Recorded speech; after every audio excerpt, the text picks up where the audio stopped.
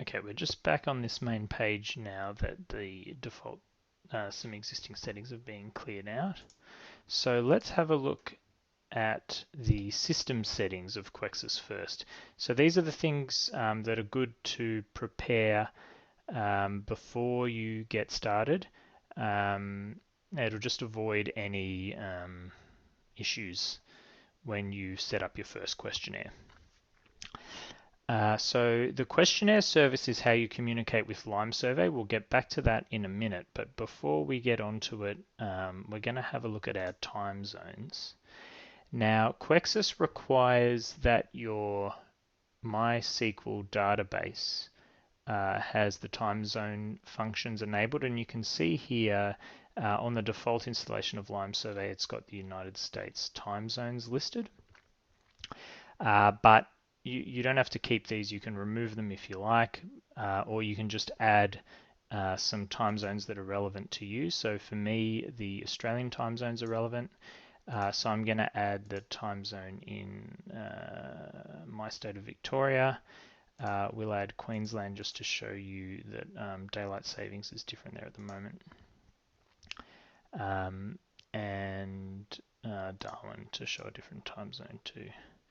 And then from that list of time zones, it's important to set a default time zone.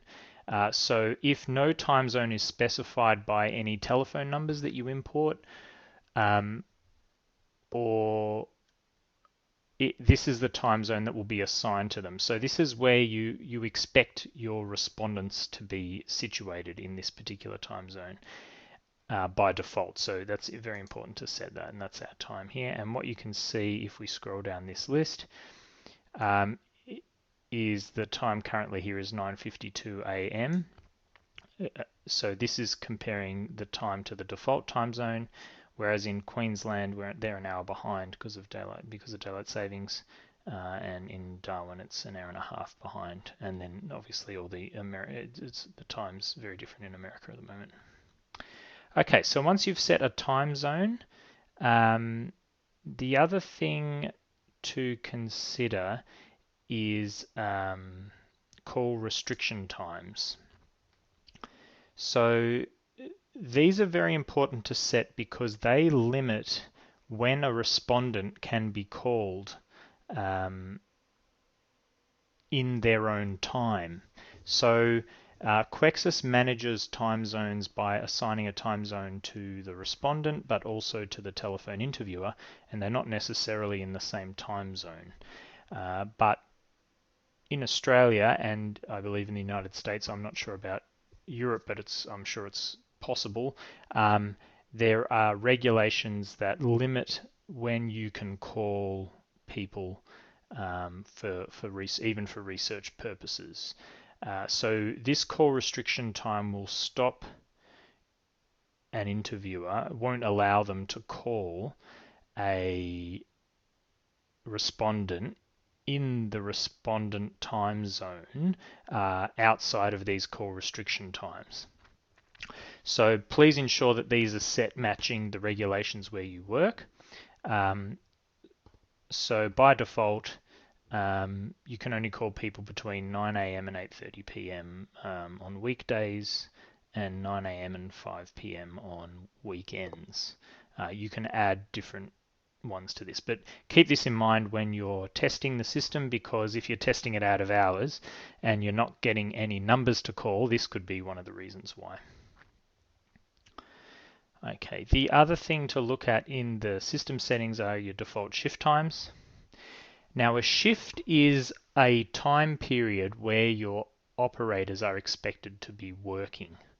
Now, on this system setting of setting your shift times, this is a template of what you expect most of your projects to work within these hours. They don't necessarily have to work all these hours, or they can be in different time slots, you can set different time slots for your shifts, but the purpose of this is to make it easy when you're setting up your questionnaires for your interviewers to call, out to specify time periods where they are allowed to work. These times are the interviewer times, not the respondent times. And it will also ensure that if your interviewers are making appointments to call respondents in the future, then it falls within a time when an interviewer is expected to be able to work, because the shift times will define the periods where you expect interviewers to work, and it'll make sure that only those times are offered to the respondent as potential times to be called. But at this stage, at the system settings stage, this is a template to make it easy when you're assigning shifts to a particular project, so you can just check them off. You don't have to keep adding them manually. Okay, I won't go through time slots now. That's sort of more an advanced scheduling feature, but I can go through that on demand.